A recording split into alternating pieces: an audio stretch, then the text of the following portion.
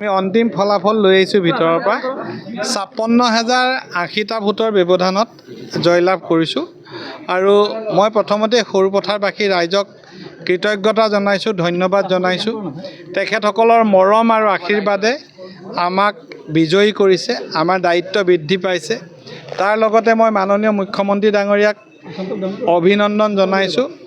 সমগ্ৰ অসমতে প্ৰচণ্ড বিজয়েৰে পুনৰবাৰ ভাৰতীয় জনতা পাৰ্টীৰ নেতৃত্বত NDA চৰকাৰ গঠন কৰিব পৰাকৈ বা তাতকৈ বহুত বেছি আসন লৈ পুনৰবাৰ দায়িত্ব ল'বলৈ আগবাঢ়ি গৈছে। চৰকাৰৰ দায়িত্ব পূৰ্বতকৈ বৃদ্ধি পাব। তৃতীয়বাৰৰ বাবে চৰকাৰ হ'ব ডক্টৰ হিমন্ত বিশ্ব শৰ্মা ডাঙৰীয়াৰ নেতৃত্বত। আমিও আশা কৰিম যে সৰুপথাৰ সমষ্টি অহা 5 বছৰত আৰু জিলিকি উঠিব, উন্নয়নে আকাশ চুব। আমি পুনৰবাৰ আমাৰ দলৰ প্ৰত্যেকজন কাৰ্যকৰ্তাক অভিনন্দন জনাইছোঁ আৰু ৰাইজক আমাৰ ধন্যবাদ আৰু সেৱা জনাইছোঁ। আপোনাক কিন্তু বহুখিনি হেৰি কৰিছে, সৰুপথাৰ ধন বল বাহুবল প্ৰয়োগ কৰি আপোনাক একো কৰিব নোৱাৰিলে, মানে ব্যৱধান বৃদ্ধিহে পালে যথেষ্ট। ধন বল বাহুবল এইবিলাকতকৈ মানুহৰ আশীৰ্বাদ বহুত ওপৰত। বিৰোধী যিসকল প্ৰাৰ্থী আছে, বিৰোধী যিসকল নেতা আছে, তেওঁলোকক মই এটা অনুৰোধ কৰোঁ যে তেওঁলোকে প্ৰকৃত বিষয়টো হৃদয়ংগম কৰি আগবঢ়া উচিত।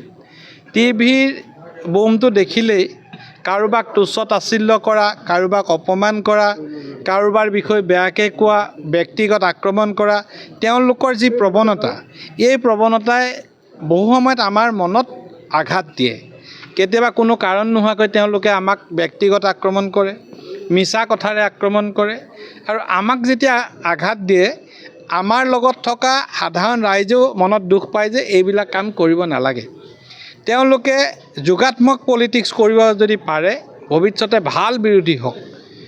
ঋণাত্মক ৰাজনীতি কৰি তেওঁলোকে যোৱা সময়ছোৱাত অসমখনক বিষ বাষ্পৰে বিয়পাই তুলিছিল। কেৱল মিছা কথা, কেৱল মিছা অভিযোগ, তুচ্ছ তাচ্ছিল্য, ব্ৰহ্মপুত্ৰত উটুৱাই দিমৰ দৰে শব্দ মই লুৰিণজ্যোতি গগৈৰ মুখত প্ৰায়ে শুনো যে মুখ্যমন্ত্ৰী ডাঙৰীয়াক তেওঁ হেনো ব্ৰহ্মপুত্ৰত উটুৱাই দিব। ব্ৰহ্মপুত্ৰত উটুৱাৰ কথাটো পাছৰ কথা। এই যি নিৰ্বাচনত ৰাইজৰ আশীৰ্বাদৰ চুনামি আহিল, এই চুনামিত তেওঁলোক কেনেকৈ উটি গ'ল তেওঁলোকে দেখিছে। গতিকে আমি যিটো দেৱাল লিখন বুলি কওঁ, ৰাইজৰ মনৰ ভাৱ বুলি কওঁ, এই দেৱাল লিখন পঢ়িবলৈ যেতিয়ালৈকে বিৰোধী সক্ষম নহ'ব, তেতিয়ালৈকে তেওঁলোকে লম্ফজম্ফ কৰিব পাৰিব।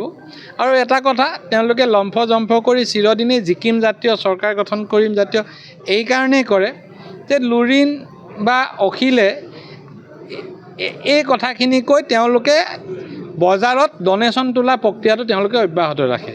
কাৰণ 10টা ইলেকশ্যনত হৰা প্ৰাৰ্থী এজনেও যেতিয়া ডনেশ্যন তুলি লাখ লাখ টকাৰ ডনেশ্যন তোলে লুৰিণজ্যোতি গগৈহঁতে, তেওঁলোকে বুজাই দিয়ে যে তেওঁলোকৰে চৰকাৰ আহিব। গতিকে তেওঁলোকে প্ৰকৃত অৱস্থাটোৰ সৈতে সহাৱস্থান কৰি ৰাজনীতি কৰক আৰু ভাল বিৰোধী হৈ থাকক, মই তেওঁলোকক অনুৰোধ জনাইছোঁ।